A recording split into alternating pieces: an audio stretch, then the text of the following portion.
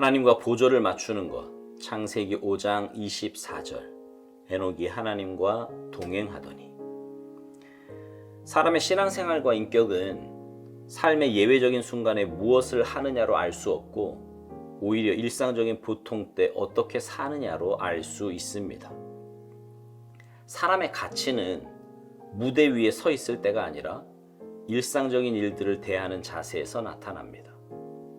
하나님과 보조를 맞추어 걷는 것은 우리에게 고통스러운 일입니다. 이는 영적으로 두 번째 거친 바람을 겪는 것을 의미합니다. 주님과 동행하는 것을 배우려면 언제나 하나님과 보조를 맞추어 걸어야 하는 어려움이 있습니다. 그러나 우리의 보조가 맞추어지면 우리의 삶에서는 하나님의 생명에서만 나타나는 품성이 드러납니다. 하나님과의 개인적인 연합으로 각 개인은 드러나지 않고 하나님의 능력만 나타납니다. 하나님과 보조를 맞추는 것은 어렵습니다. 그 이유는 우리가 주님과 함께 걷기 시작할 때 우리가 새 걸음을 가기도 전에 주님은 벌써 앞서 가시는 것을 발견하기 때문입니다. 주님은 우리 생각과 다르게 행하시기 때문에 우리는 주님께 맞추어질 수 있도록 훈련받고 연단받아야 합니다. 성경이 예수님에 대해 그는 쇠하지 아니하며 낙담하지 아니하고 라고 하는데, 이는 주께서는 자신의 관점에서 일하지 않으시고 언제나 하나님 아버지의 관점에서 일하셨기 때문입니다. 우리도 이것을 배워야 합니다. 영적인 진리는 지적인 논리에 의해 배우는 것이 아니라 주어진 상황 가운데 순종을 통해 배우게 됩니다. 성령은 상황을 보는 우리의 관점을 바꾸십니다. 그래서 전에는 불가능해 보였던 것이 이제는 가능해 보입니다. 하나님과 보조를 맞춘다는 것은 다름 아닌 주님과의 연합을 의미합니다. 이러한 자리까지 가는 데는 오랜 시간이 걸립니다. 그러나 계속 노력하십시오. 지금 너무나 고통스러워도 포기하지 말고 버티십시오. 오래지 않아 당신은 새로운 비전과 목적을 갖게 될 것입니다.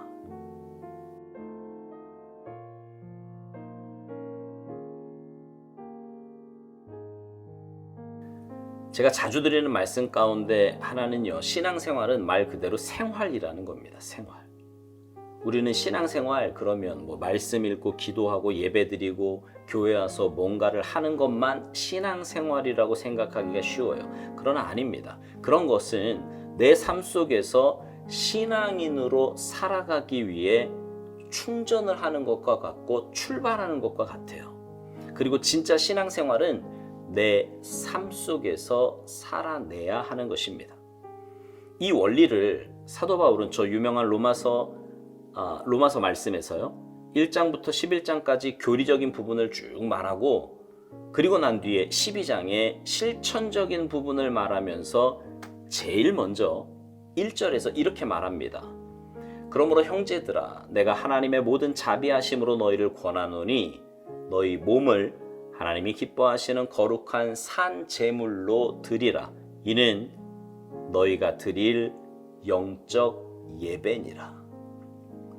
우리가 삶에서 하나님이 기뻐하시는 산 제물로 드려야 하는데, 이것이 바로 우리가 삶에서 신앙인으로 살아가는 것이고, 그것이 바로 우리가 드릴 영적 예배라는 것입니다. 그래서 진짜 신앙생활을 잘하는 사람은요, 예배 잘 드리고 기도 잘하고 봉사 잘하는 사람이 아니라 삶 속에서 하나님 말씀대로 순종하여 사랑하고 용서하고 이해하고 공의를 실천하는 그런 사람이라는 것입니다. 오스왈드 목사님은요, 이 부분에 대해 이렇게 말하며 오늘 묵상을 시작합니다. 사람의 신앙생활과 인격은 삶의 예외적인 순간에 무엇을 하느냐로 알 수 없고, 오히려 일상적인 보통 때 어떻게 사느냐로 알 수 있다고요.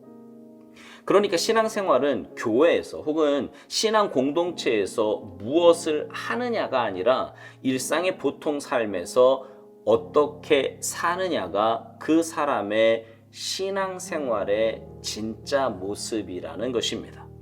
그리고 그렇게 사는 모습이 바로 그 사람의 인격이라는 거예요.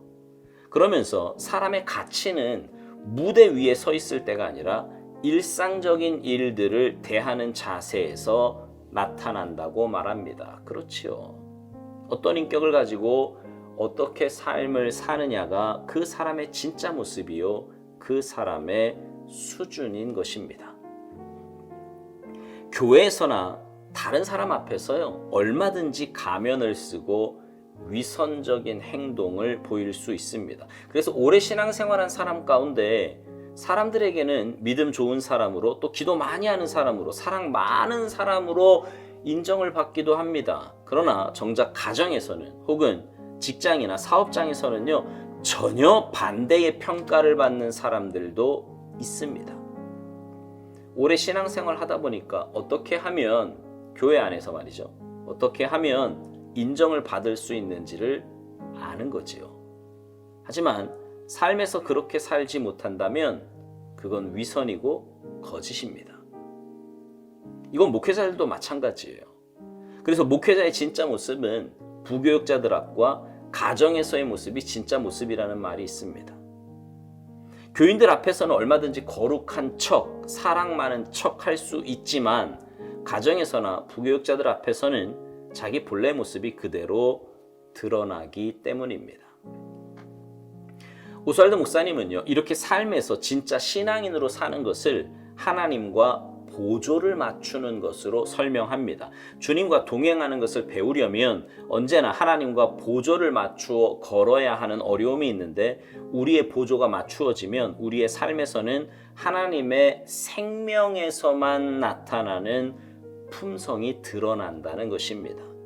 하나님과의 개인적인 연합으로 각 개인은 드러나지 않고 하나님의 능력만 나타난다고요. 그러니까 삶에서 진짜 신앙인으로 산다는 것은 주님과 동행하는 것이고, 그렇게 주님과 동행하는 사람의 삶에는 자신의 죄성이 아니라 하나님의 성품이 드러나게 된다는 것입니다. 사실 이 일은 무척이나 어렵고 힘든 일입니다. 오스왈드 목사님은 이것을 하나님과 보조를 맞추는 것이 어렵다 이렇게 표현했어요. 그 이유는 우리가 주님과 함께 걷기 시작할 때 우리가 새 걸음을 걷기도 전에, 그러니까 우리가 조금 주님 닮아가는 것처럼 보이는데 그러기도 전에 주님은 벌써 앞서 가시는 것을 발견하기 때문이라고 말합니다. 주님은 우리의 생각과 다르게 행하시기 때문에 우리는 주님께 맞추어질 수 있도록 훈련받고 연단받아야 한다는 것입니다. 그렇습니다. 주님의 성품을 가지고 그리스도인답게 산다는 것은 굉장히 어렵고 힘든 일입니다. 그래서 훈련이 필요하고 연단이 필요합니다. 오스왈드 목사님은 영적인 진리는 지적인 논리에 의해 배우는 것이 아니라 주어진 상황 가운데 순종을 통해 배우게 된다고 말합니다. 성령은 상황을 보는 우리의 관점을 바꾸시는데, 그래서 전에는 불가능해 보였던 것이 이제는 가능해 보인다는 것입니다. 그리스도인답게 사는 것은 내 의지나 노력으로 되는 게 아니에요. 주님과의 연합을 통해 주님이 주시는 힘으로 주님 말씀에 순종할 때 그렇게 살 수 있는 것입니다. 인간적인 눈으로 볼 때 이것은 도저히 될 수 없는 일입니다. 그러나 성령님께서 하시면 됩니다. 주님의 은혜로 그렇게 사라지는 거예요. 신앙생활에는 내 의지로 해야 할 부분이 있고 주님께서 하시는 부분이 있습니다. 주님께 내 삶의 주인의 자리를 내어드리는 것은 내가 해야 할 부분입니다. 그러나 말씀에 순종하는 삶은 그렇게 주인 되신 주님께서 이끄시는 부분입니다. 그리고 그 주님의 이끄심에 순종할 때 우리는 주님 닮은 참된 주님의 제자로, 주님의 자녀로 살아가게 되는 것입니다. 오스왈드 목사님은 묵상 마지막에서 이런 말을 합니다. 하나님과 보조를 맞추는 것은 다름 아닌 주님과의 연합을 의미한다고요. 이런 자리까지 가는 데는 오랜 시간이 걸리지만 계속 노력하라고 말합니다. 그러면 오래지 않아 새로운 비전과 목적을 갖게 될 것이라고 말하면서 묵상을 마무리합니다. 사랑하는 성도 여러분, 우리 진짜 신앙인으로 삽시다. 진짜 신앙. 무늬만 그리스도인이 아니라 진짜 뼛속까지 그리스도인. 그런 말 하잖아요. 우리 그렇게 살자고요. 내가 주인이 되어서 내가 앞장서 사는 삶이 아니라 주님과 보조를 맞추어 주님 이끄시는 대로 순종하며 삽시다.